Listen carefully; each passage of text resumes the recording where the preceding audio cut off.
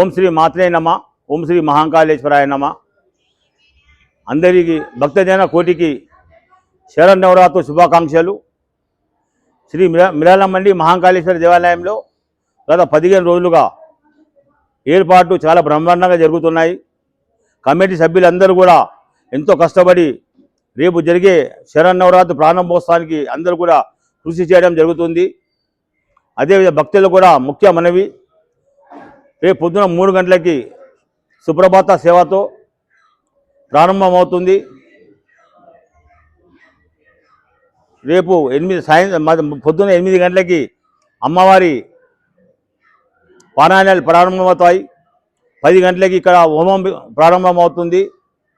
అదేవిధంగా సాయంత్రం 5:30కి లక్ష కుంకుమార్చన, 7:30కి పంచహారతి, సామూహిక హారతి, ఉంజల సేవ, తదుపరి మహానైవేద్య కార్యక్రమం ఉంటుంది. కాబట్టి భక్తజన కోరిక ముఖ్యంగా మనవి చేస్తున్నాను, అందరూ కూడా విచ్చేసి ఈ పూజ కార్యక్రమం పాల్గొని అమ్మవారి కృపకు పాత్రలు కాగానే మనవి చేస్తున్నాను.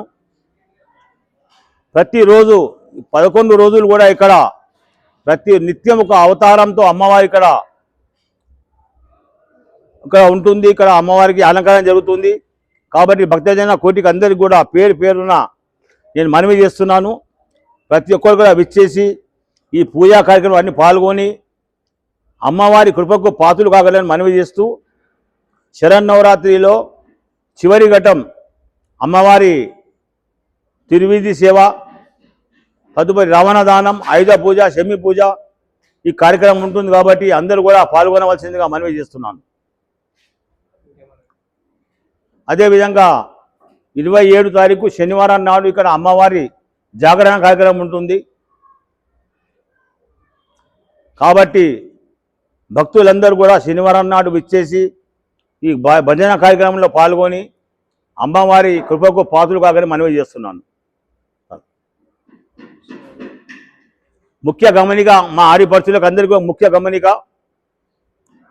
కుంకుమార్చనలో 10 రోజుల పాటు కుంకుమార్చన పాల్గొన్న వారికి ఉచితంగా కుంకుమార్చన ఉంటుంది. తదుపరి అమ్మవారికి మహానవమి నాడు ఇక్కడ అమ్మవారి వస్త్రం, చీరే ఒకటి బహుమానం ఇవ్వబడుతుంది.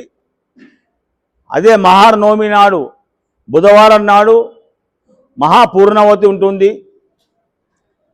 సాయంత్రం అమ్మవారి కుంకుమార్చన పాల్గొన్న అందరు భక్తులకు కూడా ఇక్కడ అమ్మవారి వస్త్రంగా ఒక చీరే మేము బహుమానం ఇవ్వడం జరుగుతుంది. కాబట్టి భక్తులందరూ కూడా 10 రోజుల పాటు కుంకుమార్చనలో పాల్గొని ప్రతి ఒక్కరు కూడా ఖచ్చితంగా పాల్గొనవలసిందిగా మనవి చేస్తున్నాను.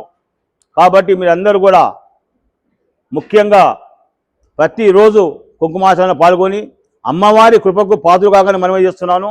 ఇక్కడ మా మిరాలమండి మహాకాళేశ్వరంలో ఎటువంటి రుసుము ఉండదు, ఎవ్వరు కూడా రుసుము ఇవ్వాల్సిన అవసరం లేదు. కాబట్టి ప్రతిరోజుగా నిత్య అన్నప్రసాద వితరణ ఉంటుంది. అదేవిధంగా ఉంజల సేవ ఉంటుంది. కాబట్టి అందరూ కూడా ఈ కార్యక్రమంలో పాల్గొని అమ్మవారి కృపకు పాత్రలు కాగానే మనవి చేస్తున్నాను.